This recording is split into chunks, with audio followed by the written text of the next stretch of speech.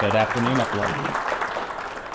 Jackie and I are here from Wagner. We're actually located just up the road from here in Northwest Milwaukee.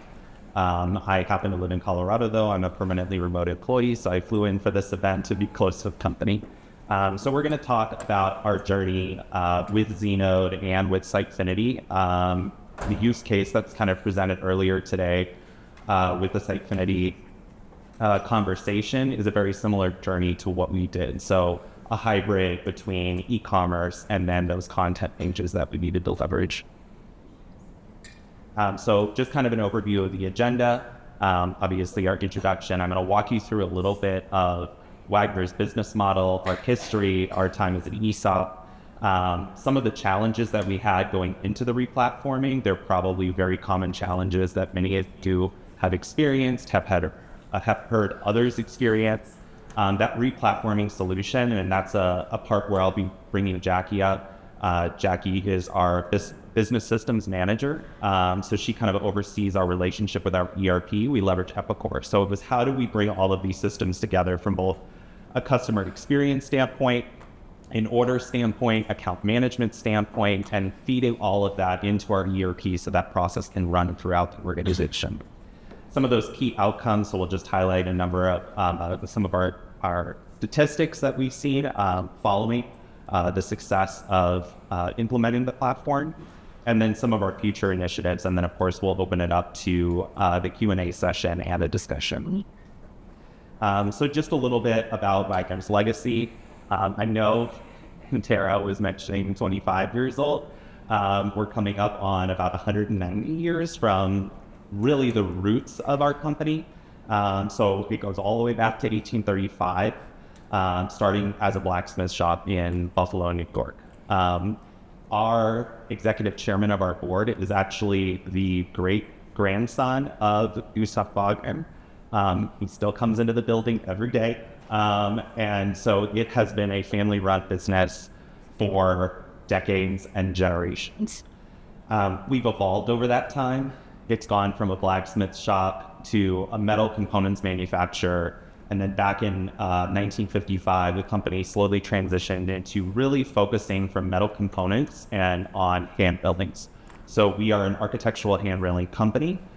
We specialize in both components for fabricators, and we manufacture those goods, but we have an entire engineering department, and we design and manufacture custom railing solutions for architects, landscape architects, lighting designers. We were one of the first companies to integrate illumination into the handrail. A lot of companies use like LED strips.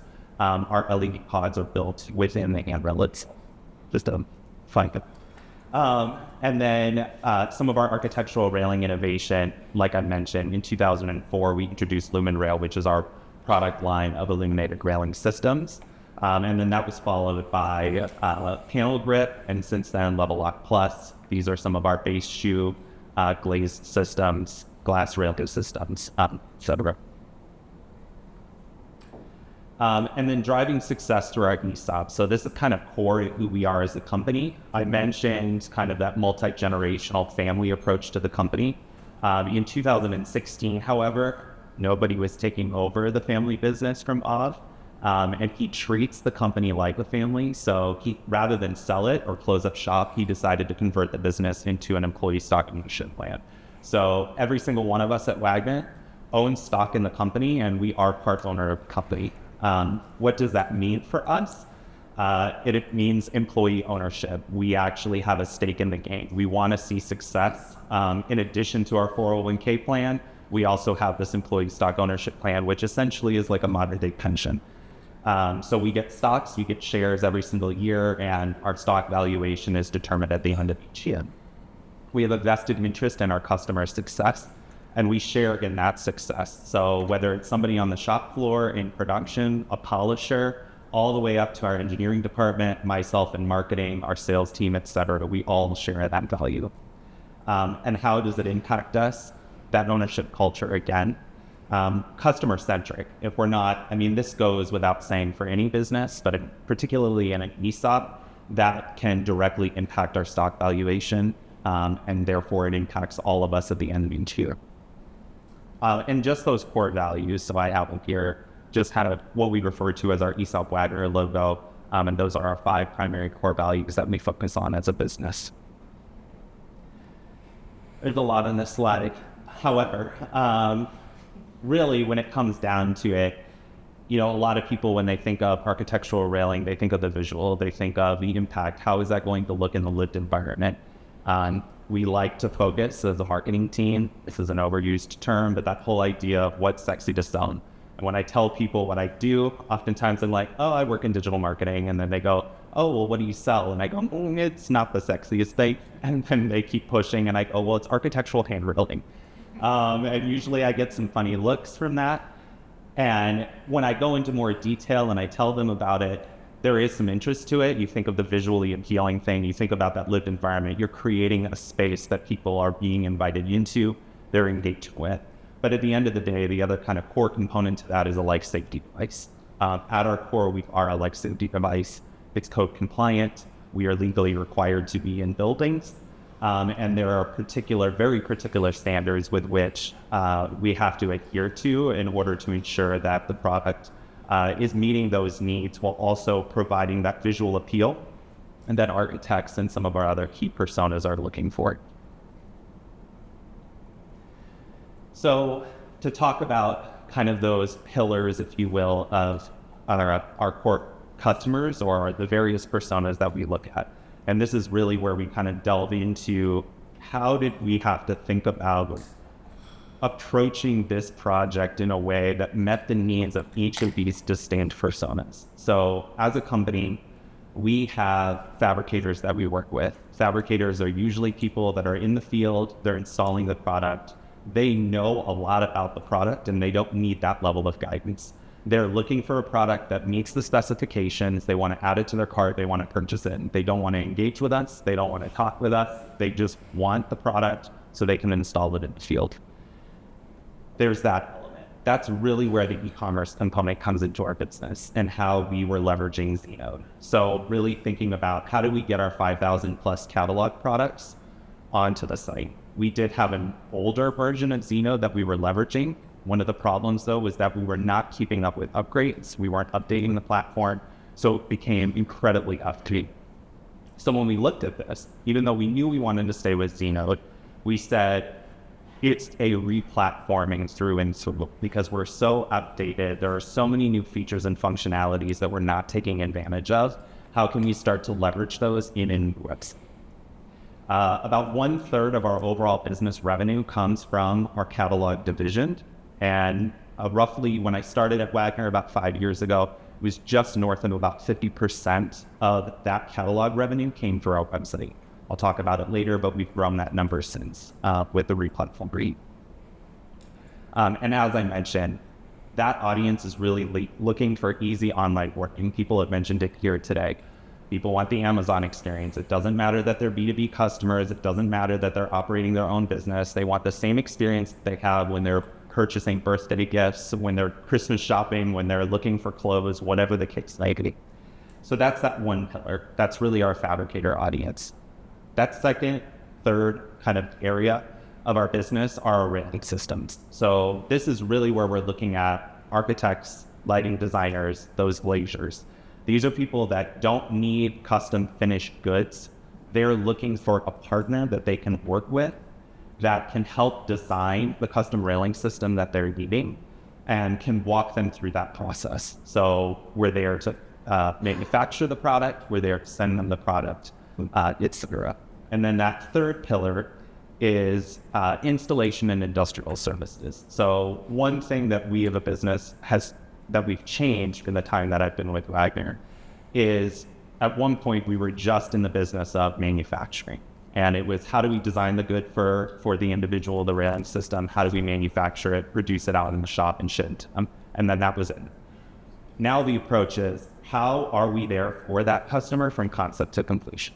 So we have customers that at the beginning of the process, they're looking for field measurements. We need to go out, we actually need to get the correct measurements. It benefits us and it serves us to have our own team go out to the field. We know what we're looking for, we know what we need to measure, and that information can be pushed directly to our project management and estimating team without the need or risk of having a third party or somebody, God forbid, try to go out and do it themselves. Because oftentimes those measurements are incorrect. They don't know what they're looking for. They're asking a lot of questions. So how do we trim that down?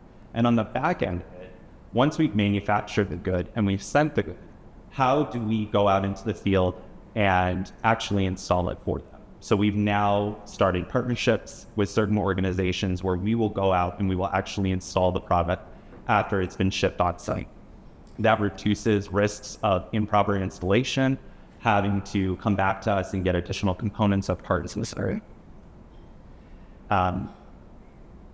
So going into this, you think about all of those different personas. You've got architects, you've got landscape architects, you've got lighting designers, you've got glaziers, you've got all of these fabricators, all of these different personas that have all of these different needs. Some want the partnership, some want to be left alone and just have the e-commerce experience. How do we start to bring all of that together onto one platform?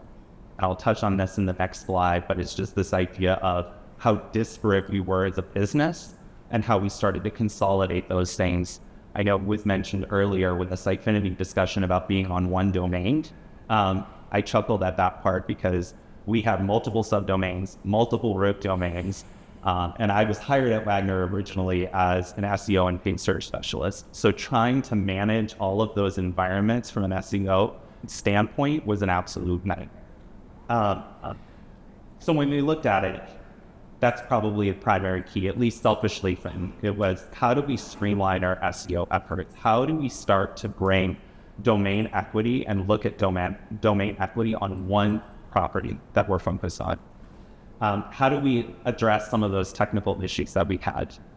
Again, I'll cover it on the next slide, but we had multiple platforms that we were using, and they weren't interconnected in any sort of way.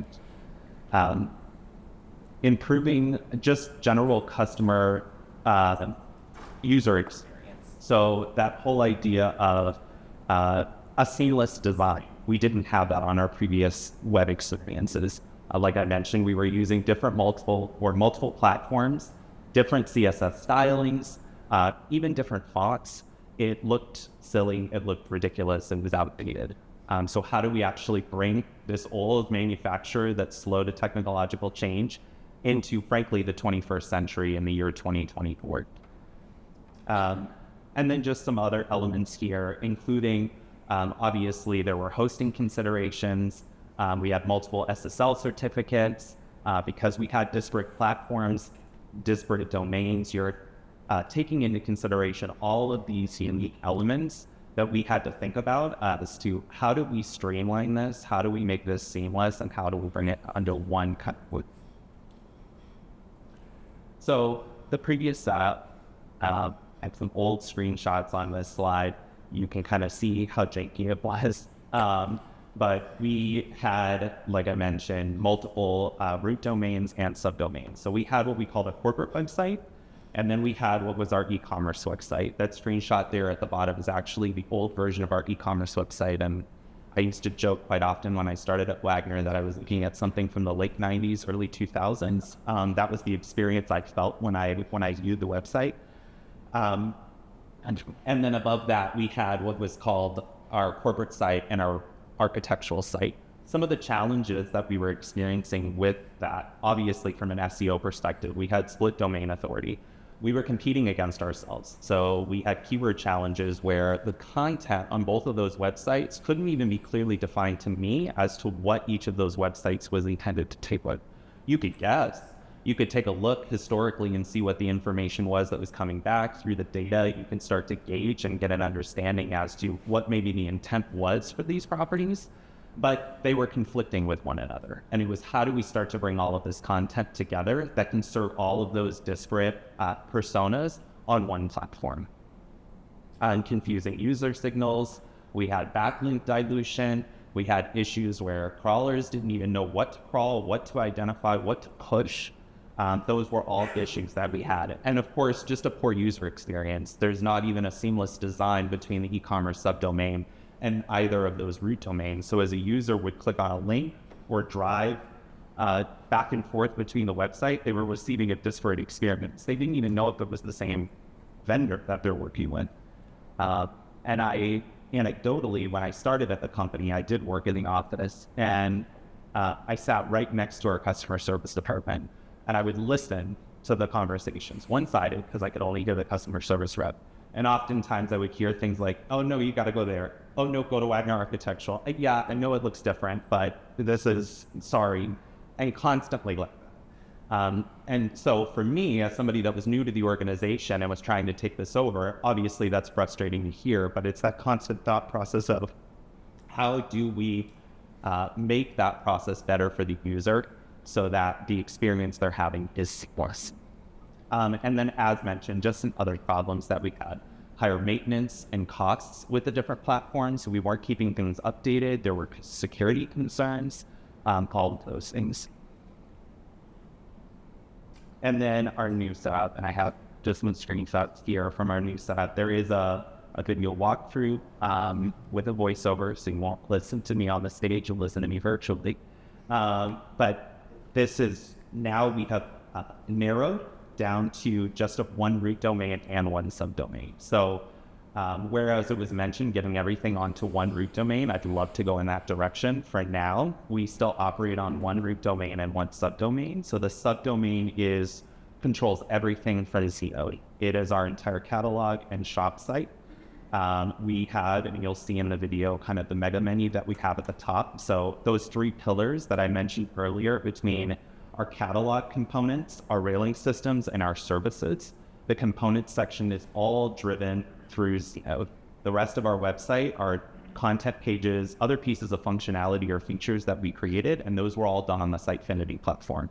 So one thing we had to do was, how do we get a consistent design across? How do we have a seamless header? How do we have a seamless menu? How do we have federated search? How do we have a seamless footer so that as a user is going back and forth between these various pages that are operated on two different platforms, they don't know the difference unless somebody is technologically savvy enough and they can spot those sorts of things. Some of our SEO solutions, obviously, domain consolidation helped with domain authority and page ranking. We reduced the number of keyword conflicts that we had because in the eyes of Google or Microsoft, when they're crawling these pages or those existing root domains, technically in their eyes, it looks like two different domains, and so they're going to count them as competing websites. We've done away with that. More of a seamless website architecture. Cleaner URL structure. We've been able to get URL slugs in a consistent pattern. We're focusing our pages on specific content. So that's something that we've been able to accomplish during this. And then, as I mentioned, kind of that consolidated design between the Znode and Sitefinity platforms, that those universal elements that I mentioned, as well as the federated on-site search. So we actually have a dual search where we pull in both content from the Sitefinity side and product or PIM information that's coming in from the Znode.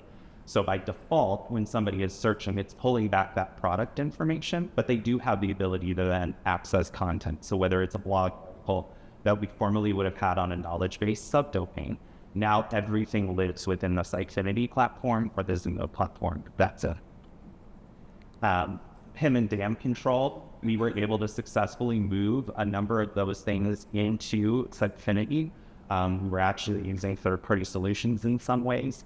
Other third-party tools, at one point we were leveraging Git site control for landing pages. All of that was moved into Sitefinity.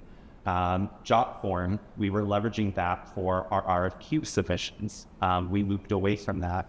Sitefinity has a pre-built form template within the platform itself. We began leveraging that and migrating all of our forms into that, so everything could kind of be controlled in one local big event. And then just some new features that we added in addition to our integrated marketing email sign-up, which we didn't have before. That was a manual process when we started. We moved that into the platform itself. We added a new portfolio section, leveraging some of the Sitefinity's functionality. Find a lighting rep. So one area within our company, lighting designers oftentimes have to work through lighting rep agencies. It's a very interesting world, the illuminated world. And so we oftentimes have to work with those agents and we pay them a commission for selling our product. So they're kind of an extension of our outside sales team. And so in order to alleviate the user experience of having to locate the rep for wherever that project was that they may be working on, we changed that functionality and incorporated it right into the website. So they're no longer having to call sales reps, they're not having to talk to customer service. Everything is self-serve in that way, and they can identify and gain access immediately to that rep. And then to talk about a few of the integrations that we had between our ERP and Znode is Jackie. Hello, thank you. Good afternoon. My name is Jackie Heinrichs. I am the Business Solutions Manager at Wagner. We've been a Znode customer since 2012. And when you look at that old website, it was, 6.8.2. So it was an unsupported version when we did this migration to now we are on 9.6.4, and we are in works of updating to 9.9x. It has been a journey for us, for sure, especially bringing in, like Paul was saying, multiple domains, multiple CMSs into Sitefinity and Znode. The big consistent piece of it was our ERP system. We do use Epicor. It is our system of record until it really isn't. We'll get into that in the next couple of slides. But part of this entire project was our corporate structure of moving things to the cloud. We were on-prem, but have now gone SaaS hosting with Epicor. We then began to utilize the REST APIs that are with the newer version, and now that we're on cloud, we were able to reduce our VPN and also FTP designations on making sure that our data images were housed somewhere. Like our FTP site was pretty much our dam for quite some time, and our old version would literally have a systematic script that would run nightly to pull it into the backend. So now having both of those platforms in the cloud, we have a consistent bidirectional integration that cut out a lot of, ins and outs and just minute things that could cause issues. So very happy where we are at right now. The REST APIs that are exposed from Epicor, we use business objects that are the standard data sets. We also utilize BAQ APIs, which is a business activity query. So the business objects use, again, the full data sets, but using a BAQ query, you are returning just the specific information you need to populate the Znode database. Customer refreshes, it's real time, and it is fast. On our old site, everything was scheduled. There really wasn't much real-time information coming from Epicor into Znode, but now we have more real-time calls than we do scheduled. We schedule a product information update nightly and our tiered pricing. So there is some functionality in the later versions of Znode that we wholeheartedly, especially for me, consumed greatly. So when I talk about leveraging that newer functionality, our old site, it was a one-to-one relationship, between account and user. When now we're on new Znode, it's an account user hierarchy. So now we have one account that maps to an Epicor customer, and all of the contacts within that Epicor customer are maintained as users. So now you have one account in Znode that can house the shipping information, the terms information, everything that would be on that main customer record, and it's available for every user. On their old site, when it was that one-to-one, it took us some time, but for a while before it was fixed, we had some users have a totally different shipping address list than what was the latest and greatest.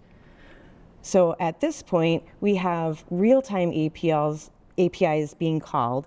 When a user logs in, it is doing a BAQ call to Epicor to download all of the latest customer information, shipping addresses, terms, whether or not they're on a credit hold or anything like that.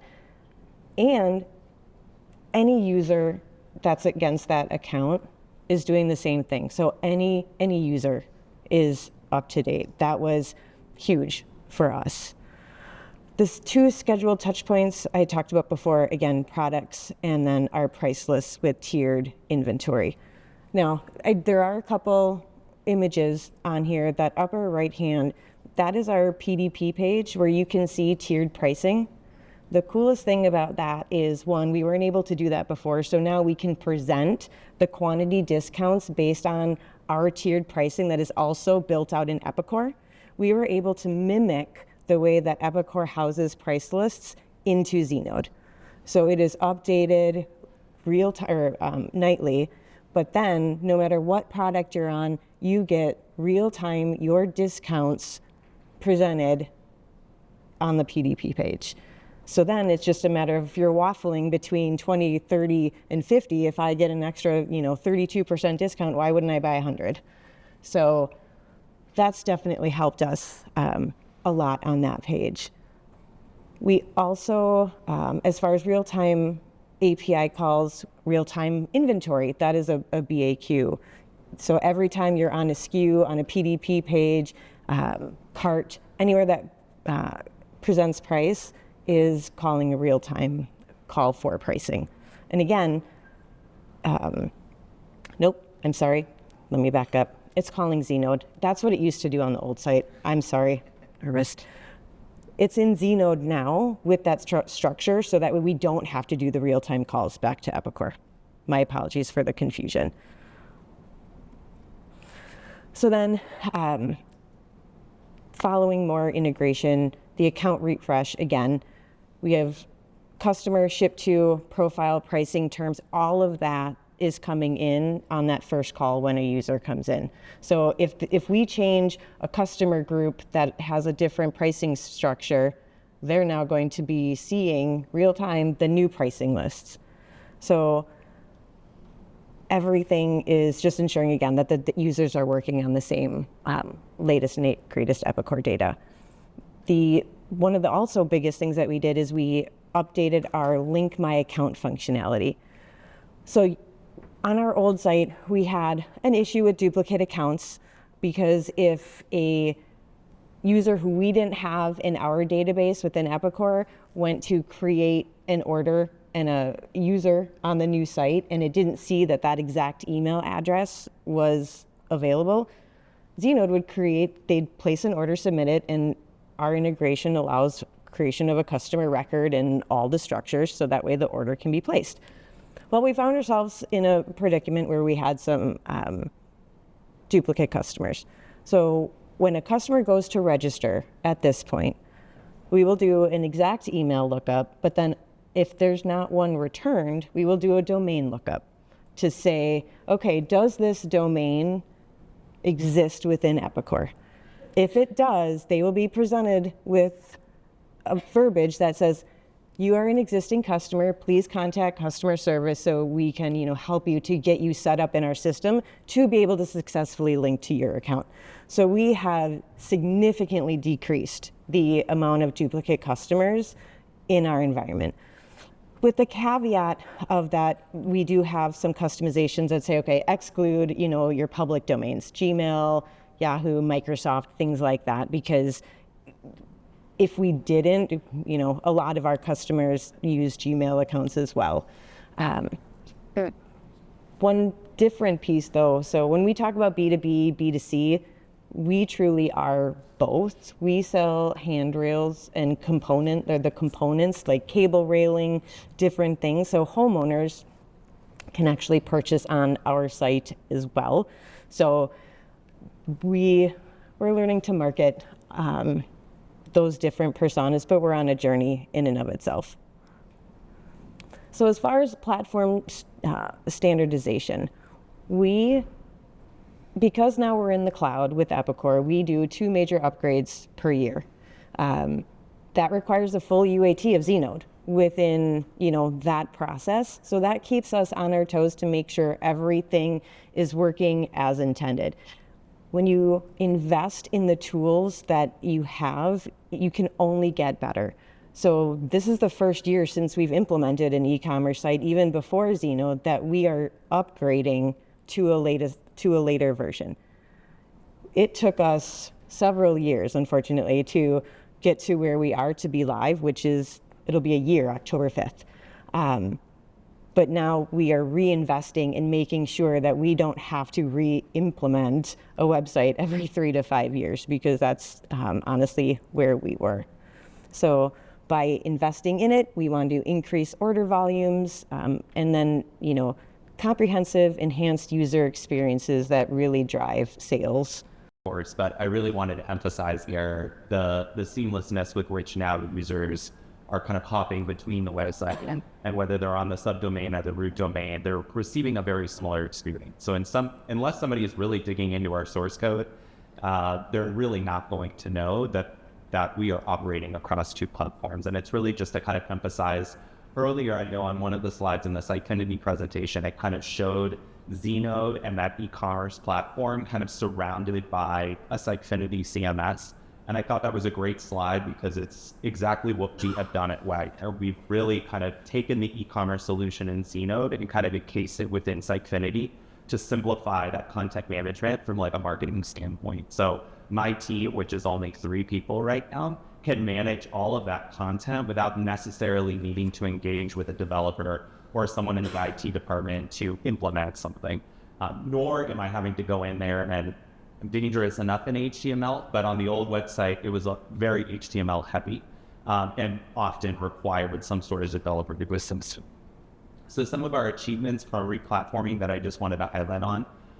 Earlier, I know I mentioned that from an e-commerce perspective, we were driving around 50% or so of our orders. That number was roughly 52% prior to the implementation. We've now moved closer to 60%, and that number has increased. So we're receiving a greater share. We're increasing the number of orders we're seeing online, but we're also increasing the share of our orders that are coming through our e-commerce platform, which obviously benefits us because that it frees up our customer service and sales department to actually help in other areas rather than just simple order processing. It allows those teams to actually engage with our customers to handle those issues that truly require some level of handling. From an organic search performance, this is an area that I really care about just from a background in SEO, but we've seen a 20% increase in organic Google impressions since the launch of the new website, a 9% increase in organic Google clicks, and a 5% improvement in average organic keyword rankings. So that has been a significant improvement. It's also allowed us to bring some of that data back to leadership to emphasize the importance of making these technological improvements and advances within our infrastructure. And then from a website health perspective, I know there's some talk earlier about SEMrush or SEMrush. That's the tool of choice for myself from an SEO perspective, but we've improved our overall site health. On our last website, I believe the last data that I had pulled from that prior to us going through with the replatform, we were somewhere around 67 or 68% in terms of site health. So that's measuring things like mobile user friendliness. That's measuring other things like crawlability, indexing of pages, keyword conflicts, backlinking, all of that sort of information. And we've actually increased that score to roughly 6% as of this most recent month. So that's been a huge success for us. And it is above our industry average. So we kind of fall in that business and industrial category from an SEMrush standpoint. And a good website from SEMrush states that it's about 77%. So at 86%, we've seen some solid improvement. Top 10% of websites are usually north of 90. So we're on our way there. Not there quite yet. We do still have some product information that we need to improve, some other elements of our website from a substantive content standpoint that we need to add to. But we've seen success just from making this migration onto these updated and new platforms. And then just some of our future initiatives. So some of the things that we're looking at, we want to obviously continue to invest in that SEO enhancements, site speed considerations. We've already done a number of things around site speed, moving things to the cloud, the real-time calls, etc. But we want to improve mobile functionality even further than we have today. We're currently working with our development partner on a checkout page improvement process. So we had our initial checkout page that we launched with about a year ago. We've collected that data. We've collected problems that customers may have experienced. We've gotten feedback from our customer service department. Other enhancements that we can do on the checkout page that help to better serve our customers. So we're going through the process right now of implementing those enhancements in addition to what Jackie mentioned with the upgrade to the latest version of Znode, which is now about to be 10. So we'll be doing that next year, but to Znode 9. And then just some other things. So really for us at Wagner, the website was setting the marketing foundation. Now that we have that, we are going to start to stack on top of it. As I mentioned earlier, being a manufacturer, we're quite dated, and it's very slow to roll out things in for leadership buy-in. So now we've got to a place where the website has been enough of the proving factor that they're really kind of all in now to how do we start to really layer in that CRM? How do we start to layer in even more marketing automation? So that buy-in is there. We just need to keep proving it. And then just some other things, obviously, content and personalization. I know personalization is something that's been talked about quite a bit here today. So that's something we definitely want to continue to explore, particularly with the array of different personas that we have. And then just from a security and compliance standpoint, Jackie already mentioned it, but the upgrades alone are going to assist in that to ensure that we are on the latest and greatest, if you will. As she mentioned, when we started this process, we were on a very outdated version in Znode that they could not even support anymore. That doesn't benefit us. It doesn't benefit our end customer. So continuing to look at all of those things and then exploring other opportunities, whether it's ADA compliance, et cetera, that we can start to bring into the website to expand our offering to even more customers. And then this is just an inclusion slide with some of the kind of key points that I hope you took away. Some of those challenges that we experience. I don't think, I'd have to remind myself quite often that when you're in the moment, you think your company is the only one that's dealing with some of these issues.